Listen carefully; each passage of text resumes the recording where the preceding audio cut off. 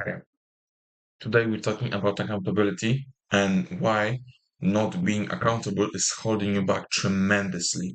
Because in my self-improvement, what has held me back a lot is this sense of weird pride and ego that I have and that a lot of people have, especially those who are into self-improvement, which makes them unable to change their opinions quickly.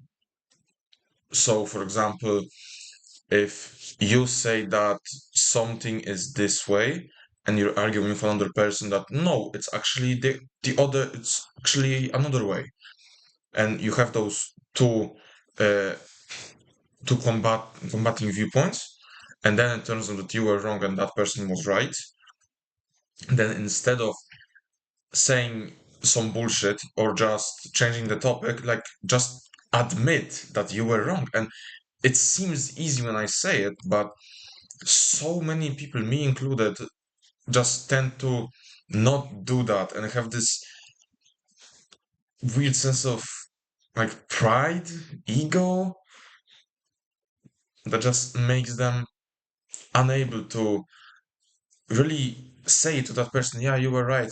Sorry, like it's that simple, and it will very much lessen like the emotional burden that you have, because what I've noticed is that when I've done that thing where I don't admit that I was wrong, then I will just kinda kinda have this emotional weight on me that just makes me more nervous, more agitated, all that stuff. But if I actually admit to something, then it's like it's like a breath of fresh air, just and it's fine now that I've admitted it. So this is what I would like you to do, is to also, well, admit that you're wrong a lot of the times, or not be afraid of changing your opinions or something. Because you see, I'm a logical person, not very emotional, but mm, I still like don't really tend to kind of listen to my own advice and just change my beliefs when I need to, right? So what I should be doing and what you should be doing is that you see that something is breaking your current logic, so you just reconstruct your viewpoint, and you become a better person because of this.